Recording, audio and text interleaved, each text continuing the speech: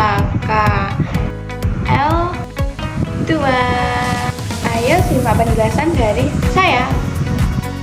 Masuknya agama Islam di Indonesia. Teori tentang masuknya agama Islam di Indonesia sebagaimana diungkapkan oleh Ahmad Mansur Suryanegara dalam buku Api Sejarah Jilid 1. Teori-teori tersebut yaitu A. Teori Gurajat oleh Prof. Dr. C. Snodgrass. Menurut teori ini, Islam masuk ke Indonesia dari Gurajat Snodgrass, yaitu berasal dari Arabia tanpa melalui ajaran tasawuf yang berkembang di Gurajat, India. B. Teori Makkah oleh Prof. Dr. Buya Hamka. Buya Hamka menggunakan berita yang diangkat dari berita Cina dinasti Tang sebagai acuan teori ini. C. Teori Persia oleh Prof. Dr. Husain Jajadiningrat. Menurut teori ini, Islam masuk dari Persia dan bermazhab Syiah. Pendapat ini didasarkan pada sistem mengeja bacaan huruf Al-Quran. D. Teori Cina oleh Prof. Dr. Slamet Muljana. Sultan Demak merupakan keturunan Cina, Wali Songo juga merupakan keturunan Cina. Pendapat ini didasarkan pada kronik Klenteng Sampokong. E. Teori Maritim oleh N.A. Baloch. Hubungan perdagangan ini semakin lancar pada masa Khalafaur Rasyidin. Banyak juga para sahabat Nabi Shallallahu Alaihi Wasallam yang berdakwah ke luar Madinah, bahkan di luar Jazirah Arab. 2. Perkembangan Kesultanan di Indonesia. Sejarah Belanda pada zaman kolonial menjadi periodisasi sejarah Indonesia. 1. Zaman animisme dan dinamisme. 2. Zaman Hinduisme dan Buddhisme.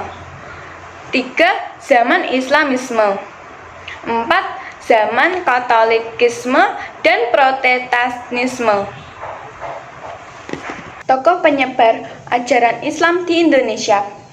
A. Sultan Malik Al-Saleh 1267 sampai 1297 Masehi. Sultan Malik Al-Saleh merupakan pendiri dan raja pertama Samudra Pasai yang berdiri pada tahun 1267 Masehi. Sultan Malik Al-Saleh merupakan tokoh penyebar Islam di Nusantara dan Asia Tenggara. Beliau wafat pada tahun 1297 Masehi dan kepemimpinan Samudra Pasai digantikan oleh Sultan Muhammad Malik Al-Zahir 1297 sampai 1326 Masehi. B. Sultan Ahmad 1326 sampai 1348 Masehi.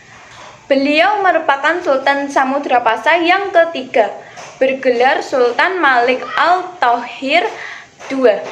Menurut catatan Ibnu Battuta, Sultan Ahmad sangat memperhatikan perkembangan dan kemajuan agama Islam.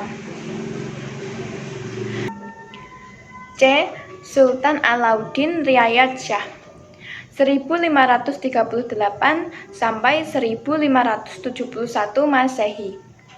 Beliau merupakan Sultan Aceh ketiga, terkenal sebagai peletak dasar-dasar kejayaan Kesultanan Aceh. Beliau mendatangkan ulama-ulama dari Persia dan India untuk mengajarkan agama Islam di Kesultanan Aceh. D. Wali Songo 1404 sampai 1546 Masehi. 9 wali atau sunan menjadi pelopor penyebar Islam di Pulau Jawa. 9 wali tersebut yaitu 1. Maulana Maktum Sunan Gresik, 2. Raden Rahmat Sunan Ampel, 3. Maulana Maktum Ibrahim Sunan Bonang, 4. Raden Paku Sunan Giri, 5. Syarifuddin Sunan Derajat, 6. Raden Mas Syahid Sunan Kalijogo, 7. Jafar Bati Sunan Kudus, 8. Raden Umar Syahid Sunan Muria, 9. Syarif Hidayatullah Sunan Gunung Jati. Mereka menggunakan berbagai saluran dakwah, di antaranya kebudayaan, kesenian, pendidikan, pernikahan, perdagangan, dan politik. Sultan Alauddin. Sultan Alauddin nama aslinya Manyarangi Daeng Manrabia, dinobatkan sebagai Raja Goa pada umur 7 tahun. Penyebar agama Islam pada masa pemerintahan Sultan Alauddin mencapai daerah Buton dan Dompu Sumbawa. Datuk Tunggang Parangan, seorang ulama Minangkabau yang berdakwah di Kutai Kartanegara. Beliau berdakwah bersama sahabatnya, yaitu Datuk Ri Bandang pada masa pemerintahan Raja Aji Mahkota 1525 sampai 1589. Kerajaan Kutai Kartanegara berubah nama menjadi Kesultanan Kutai Kartanegara. Datuk Tunggang Parangan berdakwah di Kutai hingga akhir hayatnya. Sultan Zainal Abidin. Beliau memerintah Kesultanan Ternate pada kurun waktu 1486 sampai 1500 Masehi. Salah satu peran terpentingnya Sultan Zainal Abidin dalam penyebaran agama Islam adalah mendirikan pesantren-pesantren dengan pengajar yang didatangkan langsung dari Jawa. Selain itu, beliau juga mendirikan julebe atau bato akhir yang bertugas membantu Sultan dalam mengawasi pelaksanaan syariat Islam di Kesultanan Ternate. Keteladanan para ulama penyebar agama Islam di Indonesia. Hidup sederhana. Hidup secara sederhana dan bersahaja meskipun hartanya melimpah. Mereka menyedekahkan semua harta dengan terlebih dahulu mengambil secukupnya untuk kebutuhan pokok. Gigih dalam berjuang. Ulama penyebar agama Islam di Indonesia telah menunjukkan sikap bersemangat, pantang menyerah, gigih dalam memperjuangkan ajaran Islam. Menguasai agama secara luas dan mendalam. Menyampaikan ajaran Islam kepada masyarakat yang sudah beragama bukanlah persoalan mudah. Adat dan budaya lokal sudah mentradisi begitu kental di masyarakat. Produktif berkarya.